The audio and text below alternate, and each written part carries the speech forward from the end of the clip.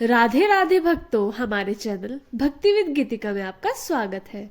भक्तों, आज की इस वीडियो में हम आपको ठाकुर जी के चमत्कार की सच्ची कहानी सुनाने का प्रयास कर रहे हैं, तो कहानी को बड़े ध्यान से सुने। एक गांव में एक बहुत ही साधारण व्यक्ति रहता था। उसे भगवान पर अटूट विश्वास था। जब कोई व्यक्ति उससे हालचाल पूछता तो वह यही बोलता, ठाकुर जी जाने।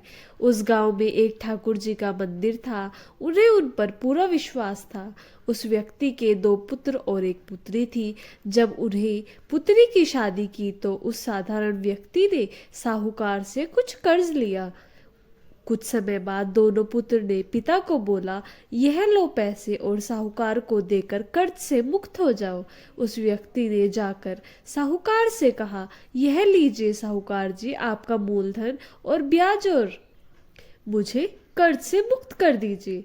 साहूकार ने एक पेज पर लिख दिया कि आपका पूरा कर्जा ब्याज सहित प्राप्त हुआ, आप कर्ज से मुक्त है। साहूकार ने उस व्यक्ति से पूछा, इस पर क्या लिखा हुआ है? तो उस व्यक्ति ने कहा, अरे मैं तो अनपढ़ हूँ, जो लिखा है वह ठाकुर जी जाने। साहूकार समझ गया कि व्यक्ति बहुत सीधा है। उसके मन में लोभ आ गया। साहूकार ने उस व्यक्ति को कहा, अंदर जाकर एक गिलास पानी लेकर आओ। इसी बीच में साहूकार ने उस पर्ची को हटाकर एक पर्ची पर लिख दिया कि अभी मेरा कर्ज बाकी है। अंदर से व्यक्ति आया और पर्ची लेकर चला गया। कुछ दिन बाद साहूकार पैसे मांगने पहुंच गया। उस व्यक्ति ने कहा कि यह बात गलत है, मैंने आपको पैसे दे दिए हैं। मामला कोर्ट में चला गया। कोर्ट में व्यक्ति को बुलाया गया। व्यक्ति जोर जोर से रोने लगा और बोला कि ठाकुर जी जानते हैं कि मैंने उसको पैसे दे दिए थे। जज साहब ने पूछा, कोई गवाह है जिनसे आपको साहूकार को पैसे देते हुए देखा था? उसने कहा, हाँ ठाकुर जी है। ठाकुर जी ने मुझे पैसे देते हुए साहूकार को देखा था। जज साहब ने ठाकुर जी को बुलाया जाए ऐसा ऑर्डर दिया। पुलिस वालों ने उस गांव में जाकर लोगों से पूछा, ठाकुर जी नाम का कोई व्यक्ति इस गांव में है? उसे कल कोर्ट में आना पड़ेगा। गांव वाले बोले, ठाकुर जी नाम का कोई भी व्यक्ति इस गांव में नहीं है। ठाकुर जी का मंदिर है, अब भगवान कैसे कोर्ट में पेश होंगे?